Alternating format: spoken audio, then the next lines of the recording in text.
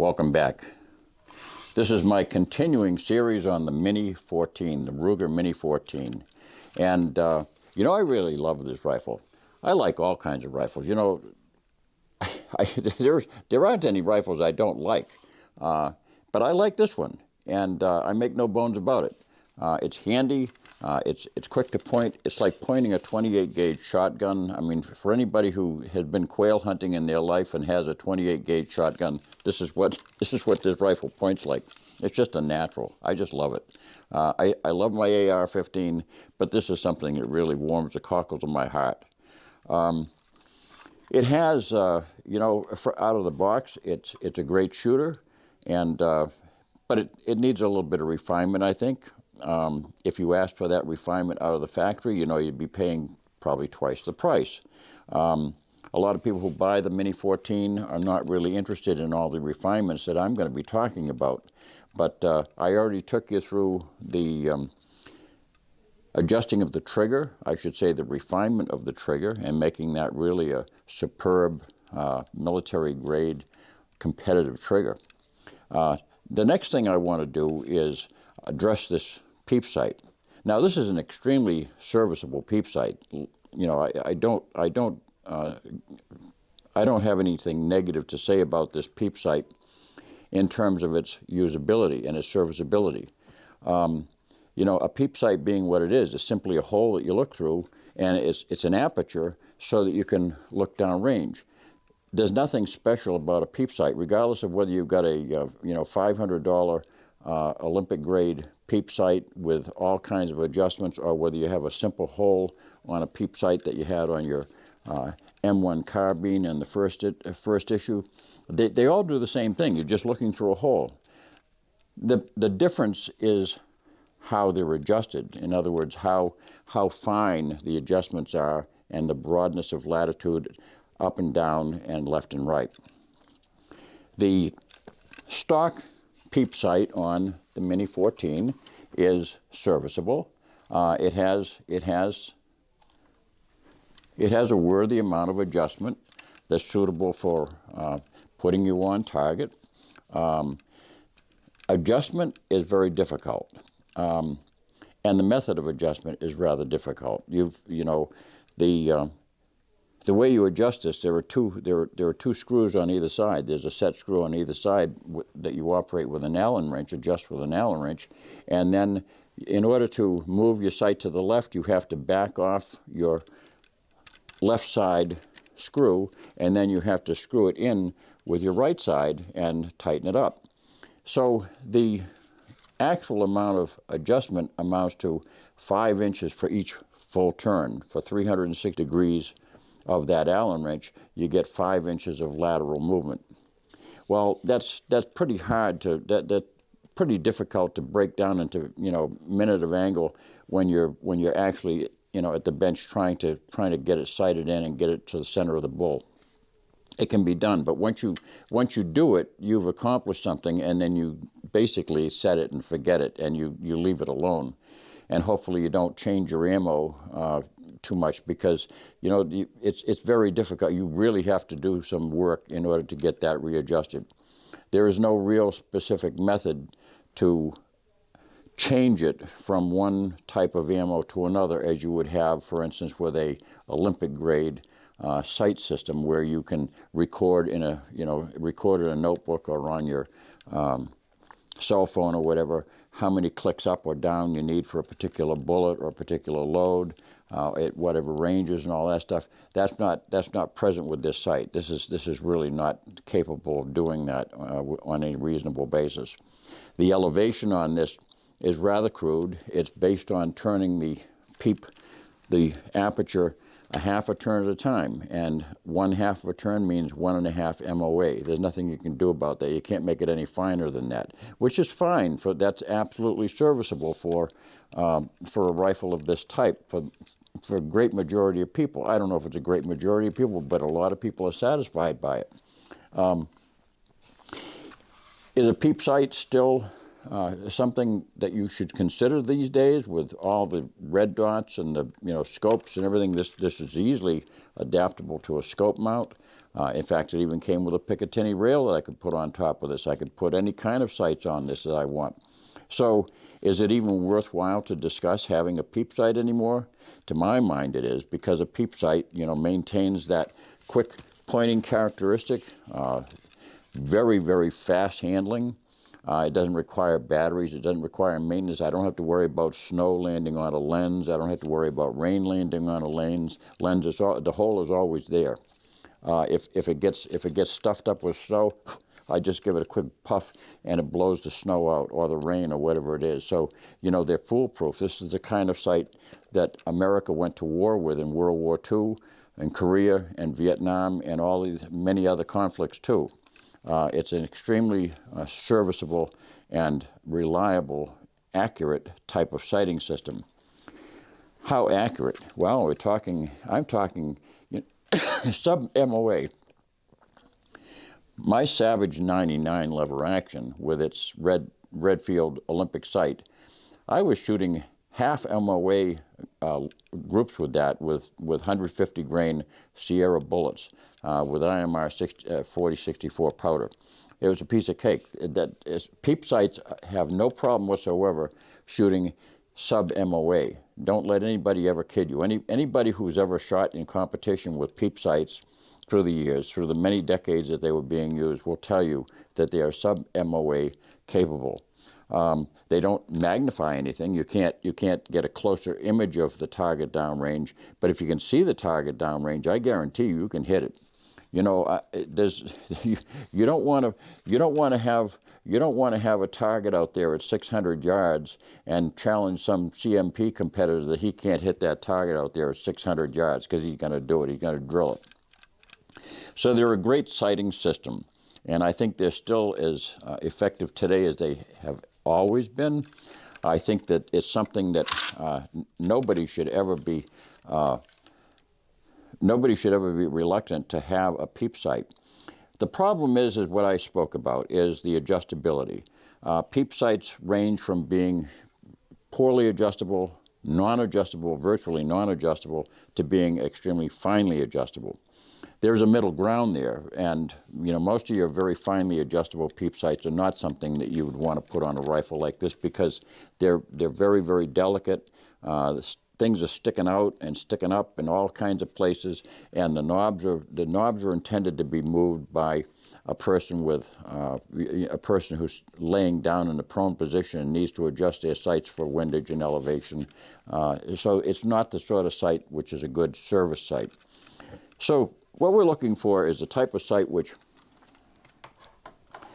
mimics really the military style adjustment without having to be overly heavy and overly complex. My choice through the years, I've had several of these tech sights.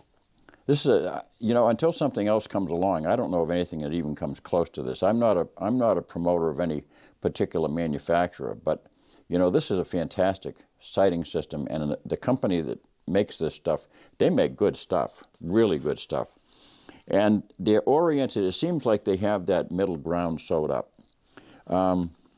This is a sight that's not as complex as a Garand or M14 sight, but it does much of the same thing with a little bit, just a little bit less bulk, quite a lot less bulk. It doesn't have any large knobs that might get turned accidentally or anything like that, which you don't generally need in the field, but it has fine adjustability. The adjustability on this is 7/8 of an inch, both windage and elevation, so 7/8 MOA. That's pretty nice. That compares very nicely to the M14 or M1A standard sight, which is a 1 MOA. This is 1/8 of an inch less. Not that that's a big accomplishment, but it's in that category of adjustment. It has a lot of lateral adjustment, 35 minutes of angle total, left and right. In other words, 17.5 inches from dead center. That's a lot of adjustment. I don't know exactly what the elevation adjustment amounts to, but I know that it's a lot. You're not going to run out of adjustment on your vertical. So let's take a look and see what this is.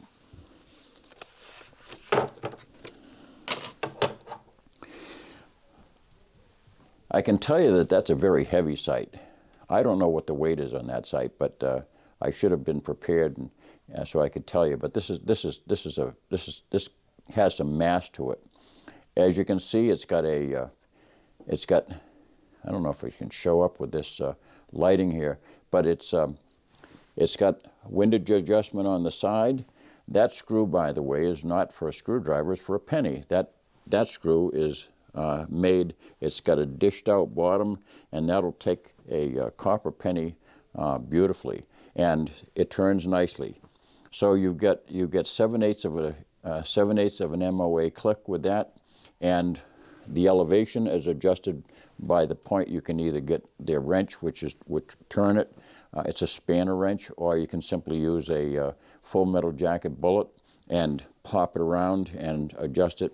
It's a nice system. The wings on it are very, very tall and protective.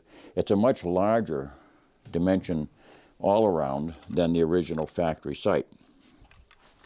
So anybody who's interested in, putting a sexy sight on their Mini 14, this is it. This is a really sexy looking sight. It's nice. It's big and beefy. It makes the Mini 14 look just about right to me. So, and I've used this in the past, so I'm speaking from experience. It was on my previous Mini 14, and I was able to shoot really, really nicely with that, and the elevation and windage adjustment was beautiful.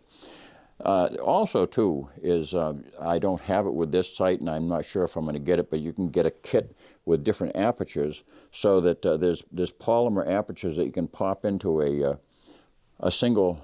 It's a different style aperture than this, with a larger hole that accepts. It's almost like a funnel. You pop it in, and then you can peel it out and change different size apertures.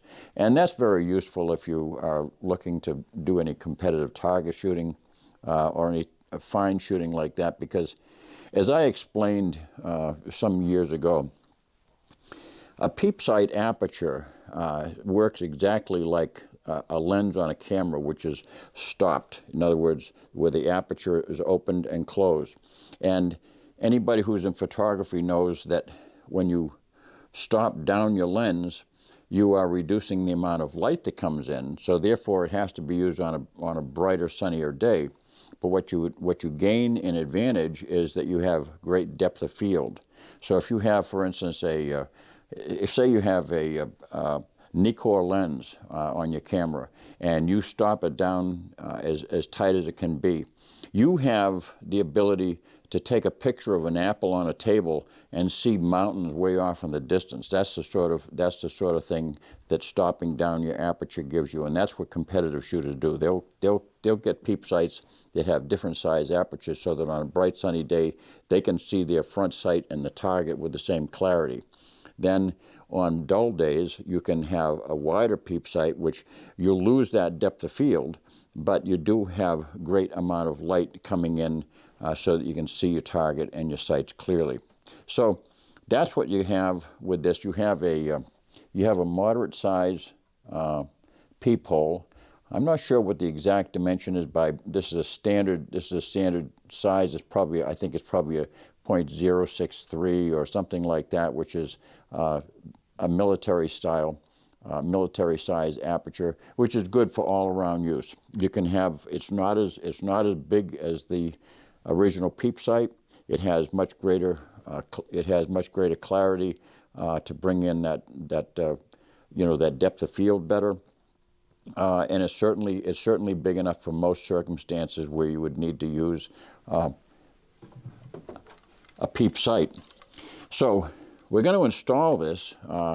What's nice is that TechSight gives you both a Torx wrench to remove this mounting screw on the Ruger site, and which will also install the mounting screw on the Tech site. And they give you, in addition, set screws to mount on the side of this sight, which will stabilize it, because this is a heavy sight. So whereas the Ruger Mini 14 sight has that single attachment screw, which is put down with an anaerobic compound, like Loctite or something like that to secure it in place. This is also going to be put down with an anaerobic Loctite. But it also has 2 additional screws on each side to help to make sure that that sight is secure, so that recoil does not cause that to come loose. So let's step over to the bench and put this in the vise and get going.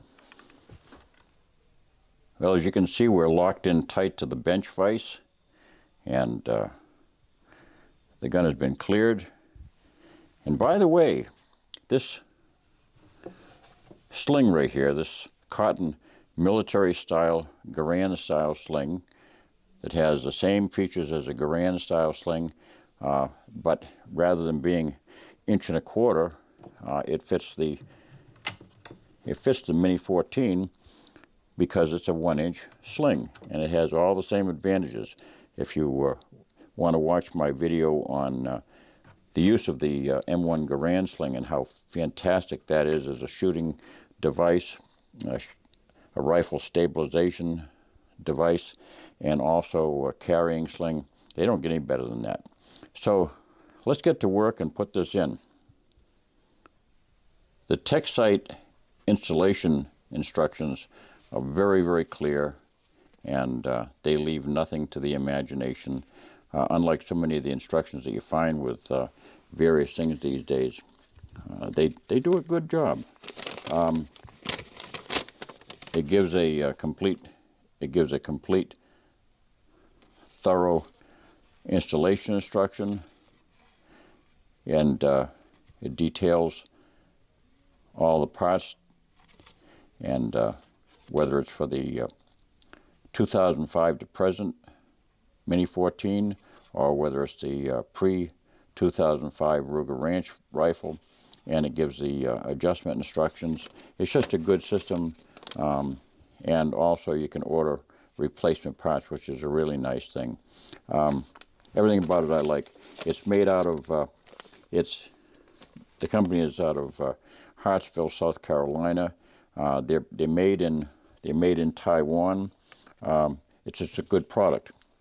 So we'll take out the supplied Torx wrench and see if we can budge this. Now, Ruger also uses an anaerobic sealant, and it's not necessarily going to be easy to remove, so we might have to do some muscle work here to get this undone.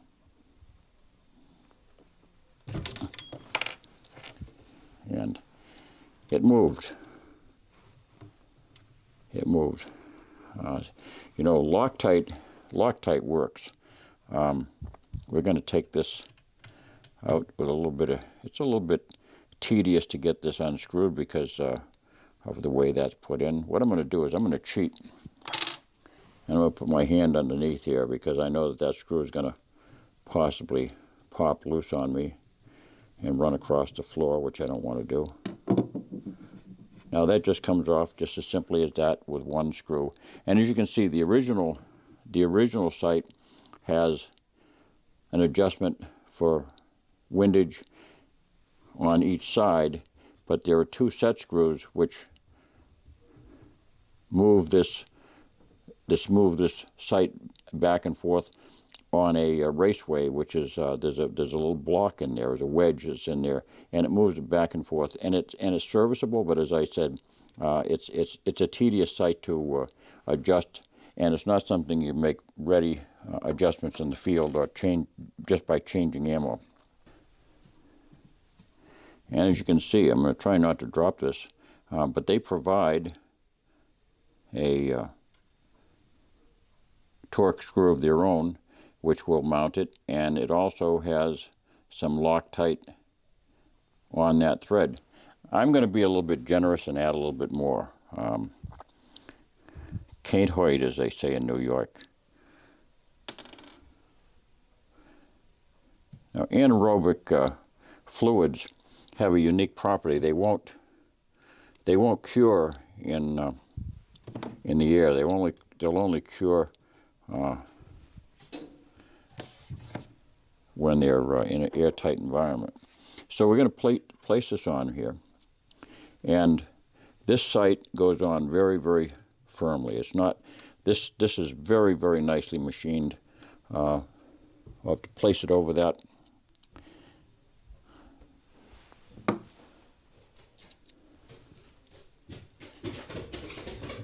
Here comes Benny. Hi, Benny. What are we doing? Huh? What's up there, guy? So, this is easy enough to do. You don't have to torque this down. Just turn it until it no longer turns. And use no wrenches on this, because all these screws are designed to. If you want to know exactly how much torque to apply to a screw that has a Allen wrench, it's self-limiting. When you turn that Allen wrench as far as you can, that's the appropriate torque, because all these Allen wrenches will come to their dead end. So that's in there. Now we're going to install the screws on the side, and these are just small set screws. I'll show you in just a moment. And that's all this is. It's just a small set screw, and it's hollow. I'm going to put a little bit of Loctite on that one, on each of them. Yeah. Now this is a little bit of a tricky part, because you've got to manipulate that screw into the threads to start it. Once you get it started, you're fine. But because it's a hollow screw, it doesn't have a place to. It doesn't have a reference point to push it in. I'm not going to tighten that one down until I get the other one put in. Same deal. There is a bottom. There is a bottom and a top to these screws. If you look very, very closely, just a dot of Loctite, and see if I can do this without getting into the camera.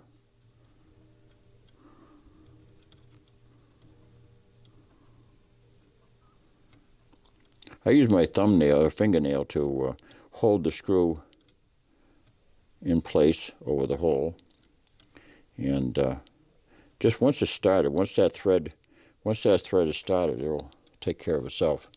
And I'm having a difficult time here because I can't really see around the corner.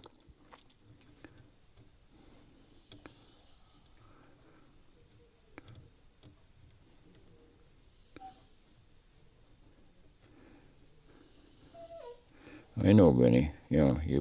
Benny gets bored sometimes because we're not playing with him. He's almost 11 years old. He'll be 11 years old in April, and he was blessed to be a cancer survivor. He was supposed to die 3 years ago. Over 3 years ago, and in August, and God gave him a reprieve thanks to everybody's prayers on this channel. We had over 350 people write in and saying that they were praying for Benny and for us, and thanks be to God, he's still with us. So that's it. You can wipe off that excess fluid anytime, and but that's as simple as it gets. That's a fantastic sight. Let me bring it in closely so you can see. There it is. Isn't that nice? Absolutely nice. And as I say, you can adjust this with a penny, and I brought a penny to the site here so we can see what's going on. I'm going to release this bolt. Nice, positive adjustments. So that's what this fine instrument looks like from the rear. You can see the elevation adjustment right here. This is a wheel. You just turn left and right with positive click adjustments, and you can move that with the point of a bullet. Or, as I say, you can get a spanner wrench from TechSites, which will rotate that a little bit more easily. But this is a fantastic instrument. It really complements the rifle.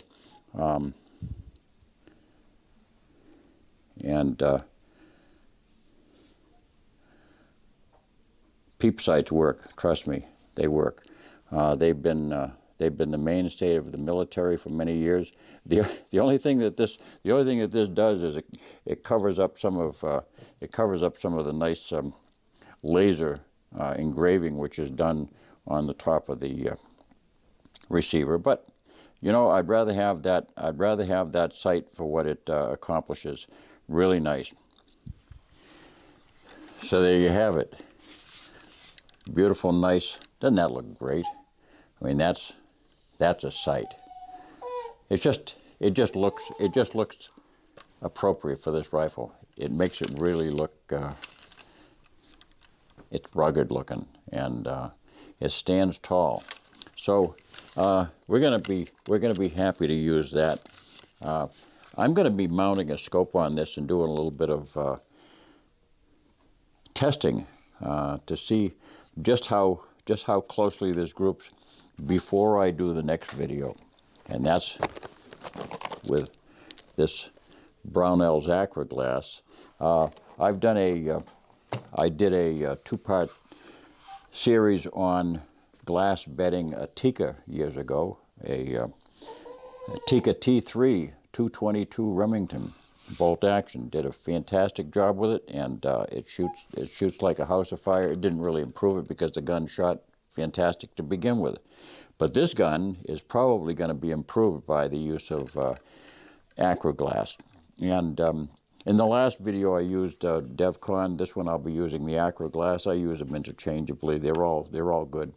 And here's that TechSite that I spoke of.